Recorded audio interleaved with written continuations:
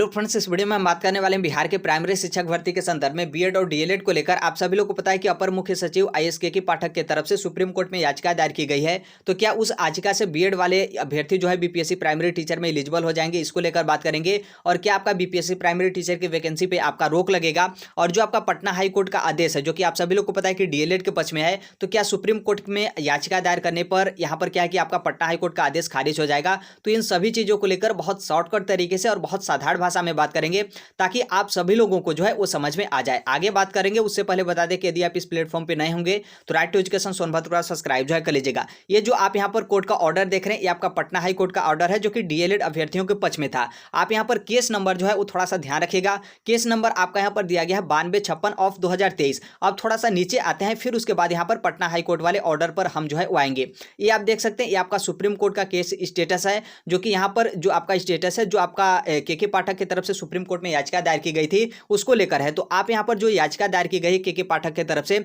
आप उनका diary number देखेंगे तो 39833 मतलब 39833 आपका ये जो है डायरी नंबर है। डायरी नंबर जैसे आप सर्च करेंगे, सर्च करने के बाद ये जो आपका अर्लियर कोर्ट डिटेल्स जो है आपका आता है, तो इसमें आप यहां पर आएंगे तो केस नंबर आप यहां पर जो है वो देख सकते हैं। आप यहां पर केस नंबर देखेंगे तो आपका यहां पर दिया गया है 9256, जो कि 9256 हमने ऊपर आपको दिखाया था कि पटना हाई कोर्ट का जो डिसीजन था डीएलएड के पक्ष में, उसका यहां पर जो है आपका केस नंबर मेंशन किया गया है। फिर उसके जस्ट बगल में आप यहां पर आएंगे तो जजमेंट चैलेंज में आप यहां पर देखेंगे तो यस आपका जो है वो किया गया है, मतलब यहां पर नो जो है आपका नहीं है। इसका मतलब यहां पर साफ है कि जो सुप्रीम कोर्ट में के पाठक की तरफ से याचिका दायर की गई है, वो यहां पर जो अभ्यर्थी बोल रहे थे कि बीएड वाले मामले को लेकर नहीं है, बल्कि ये जो आपका मामला है राज्यकर्मी के दर्जा वाले को लेकर, तो ऐसा बिल्कुल नहीं है। यहां पर जो आपका सुप्रीम कोर्ट में याचिका दायर की गई है वो यहां पर बीएड वाले मामले को लेकर जो है याचिका दायर की गई है। जिस तरीके से आपका 9256 आपने केस नंबर ऊपर देखा था, जो पटना हाई कोर्ट का आदेश था, उसको यहां पर जो है आपका सुप्रीम कोर्ट में जो है आपका चैलेंज जो है वो किया गया है। अब यहां पर हम आगे आते हैं कि जो आपका पटना हाई कोर्ट है उसके तरफ से क्या जो है आपका निर्णय था। तो आप यहां पर तीसरे वाले पॉइंट को देखेंगे, फिर उसके बाद दूसरे वाले पॉइंट को देखेंगे, तो आपको बहुत अच्छे तरीके से समझ में जो है वो आपको आ जाएगा। यहां पर देखेंगे तो यहां पर आपका बोला गया है अनुलग्नक, मतलब जो आपके अनेक्जर R2 है उस मामले में पारित किया गया था, जहां उसी अधिसूचना को चुनौती दी गई थी, जिसे अनुबंध R1 के निर्णय द्वारा रद्द कर दिया गया था। माना गया था कि परिणामी विज्ञापन व उसके अनुसरण में उठाए गए बाद में कदम अमान्य हो गए। यह विशेष रूप से देखा गया कि बिहार राज्य उपरोक्त रिट याचिका में एक पक्ष में नहीं था, लेकिन 3 न्यायाधीशों की पीठ ने विशेष रूप से दर्ज किए गए यह उम्मीद की जाती है कि बिहार राज्य अनुबंध R1 में दिए गए फैसले को ध्यान में जो है वो रखेगा। मतलब यहाँ पर ध्यान रखेगा कि यहाँ पर आपका बोला गया है जो आपका पटना हाई कोर्ट है कि बिहार राज्य सरकार, मतलब यहाँ पर बिहार राज्य सरकार क्या करेगी कि जो आपके अनुबंध R1 है, मतलब जो आपके अनेक्जर R1 है, इस R1 में जितने भी फैसले दिए गए हैं उसको यहाँ पर बिहार सरकार जो है वो ध्यान देगी। अब यहाँ पर आपको थोड़ा सा ध्यान देना पड़ेगा कि जो आपकी अनेक्जर R1 है, इसमें आपका जो है पटना हाई कोर्ट की तरफ से क्या जो है मतलब किस निर्णय को जो है आपका मेंशन किया गया है।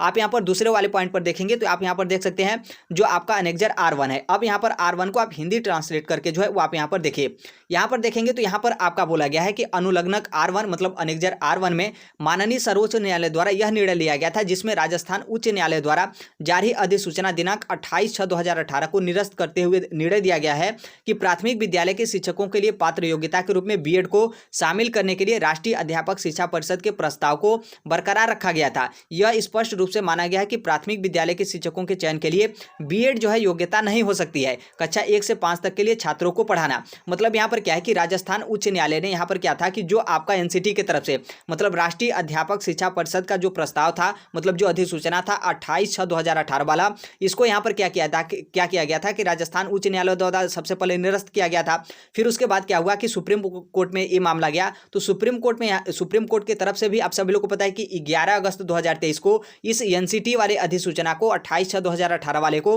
खारिज कर दिया गया। और यहाँ पर बोला गया कि जो प्राइमरी टीचर की वैकेंसी है, मतलब प्राइमरी शिक्षक के रूप में जो आपका बीएड है, वो यहाँ पर बीएड अभ्यर्थी योग्य नहीं है। मतलब यहाँ पर उनकी योग्यता कक्षा 1 to 5 मतलब प्राइमरी शिक्षक मतलब कक्षा 1 to 5 के लिए छात्रों को पढ़ाने के लिए जो है आपका यहाँ पर नहीं है। ये आपका निर्णय है पटना हाई कोर्ट की तरफ से। तो इसका मतलब साफ है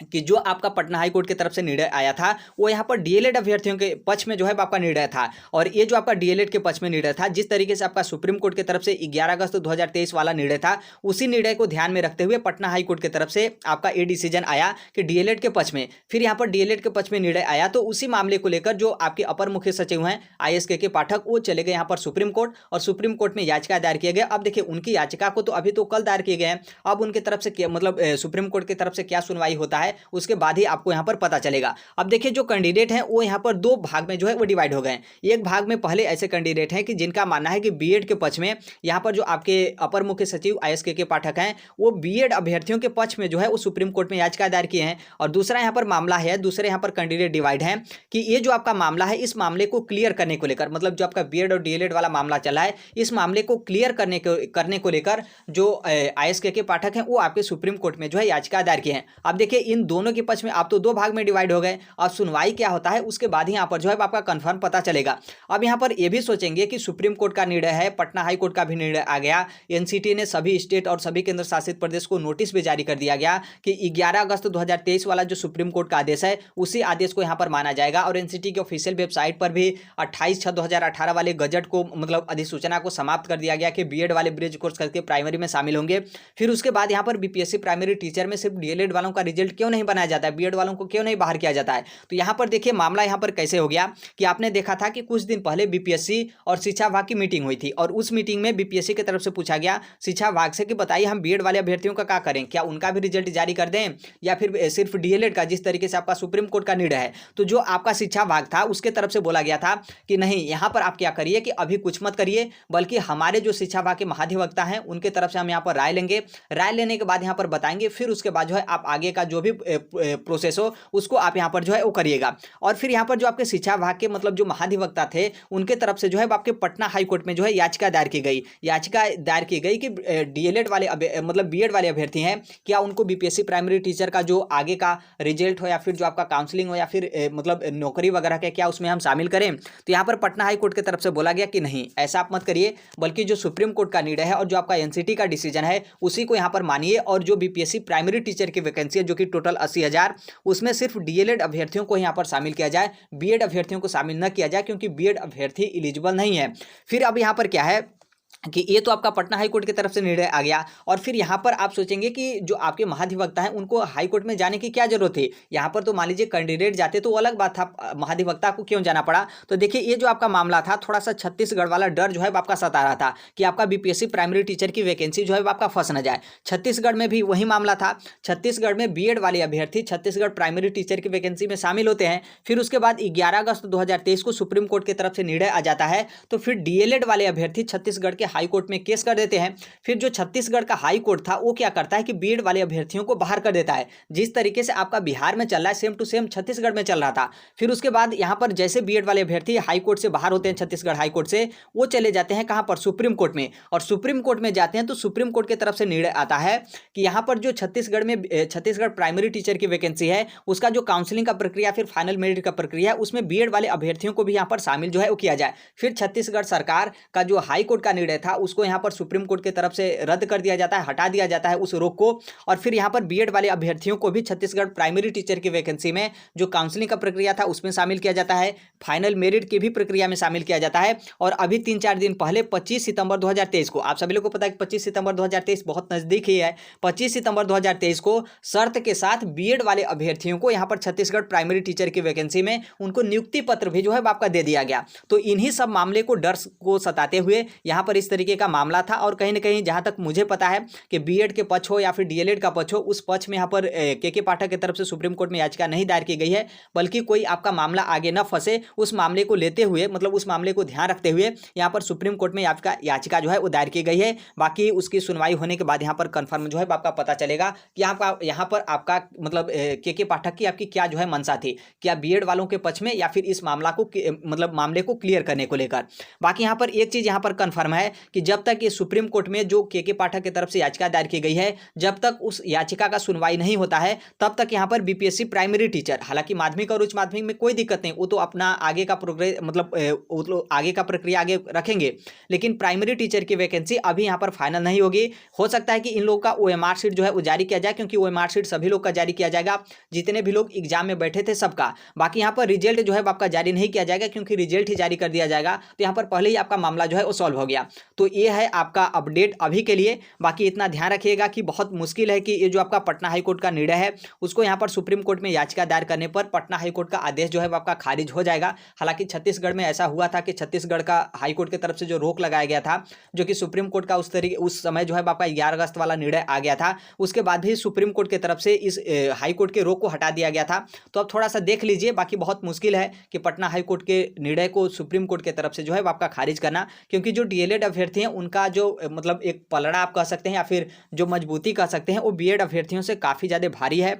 और काफ़ी ज़्यादा अधिक है। बाकी निर्णय आने के बाद ही यहाँ पर पता चलेगा कि आगे का मामला जो है आपका क्या है। बाकी देखिए बीपीएससी प्राइमरी टीचर पे थोड़ा सा ग्रहण जो है आपका लग चुका है, क्योंकि जब तक के पाठक के याचिका की सुनवाई नहीं होती है तब तक आपका रिजल्ट जो है वो जारी नहीं होगा, भले ही आप लोगों का ओएमआर शीट जो है वो जारी हो जाए। तो अभी के लिए यही अपडेट है। बाकी चैनल सब्सक्राइब कर लीजिएगा, टेलीग्राम से आप जुड़ जाएगा, जो कोई भी अपडेट या फिर कोर्ट के ऑर्डर वगैरह डिसीजन वगैरह होते हैं तो हम टेलीग्राम पर शेयर कर देते हैं। और आप भी टीचिंग एग्जाम कॉम्पिटिटिव एग्जाम की तैयारी करते हैं या फिर जो भी कोर्ट केस वगैरह होता है, जो भी अपडेट वगैरह होते हैं, वो हर एक चीज़ जो है इस प्लेटफॉर्म पे शेयर जो है आपके कर दिए जाते हैं। तो अभी तक नहीं सब्सक्राइब किए होंगे तो राइट टू एजुकेशन सोनभद्र को आप सब्सक्राइब जो है कर लीजिएगा। तो आई होप इस मैटर को आप समझ गए होंगे, यदि आप वीडियो के लास्ट तक बने रहेंगे होंगे तब। बाकी आप देखिए यहाँ पर क्या होता है कि दो तरीके के लोग हैं। जो बीएड वाले अभ्यर्थी हैं वो यहाँ पर खुश हो गए हैं कि के पाठक हमारे पक्ष में गए हैं, और जो डीएलएड वाले अभ्यर्थी हैं वो यहाँ पर नाराज हो गए हैं कि यहाँ पर बीएड वालों को क्यों यहाँ पर जो है आपका शामिल किया जा रहा है, सिर्फ डीएलएड वाले ही अभ्यर्थी जो है वो एलिजिबल हैं। बाकी यहाँ पर थोड़ा सा पॉजिटिव रहेंगे या फिर बीच में रहेंगे तो आप यहाँ पर देखेंगे कि कोर्ट की तरफ से क्या निर्णय आया है और जो आपका कोर्ट केस किया गया है उस आपका किस मैटर को लेकर जो है वो किया गया है।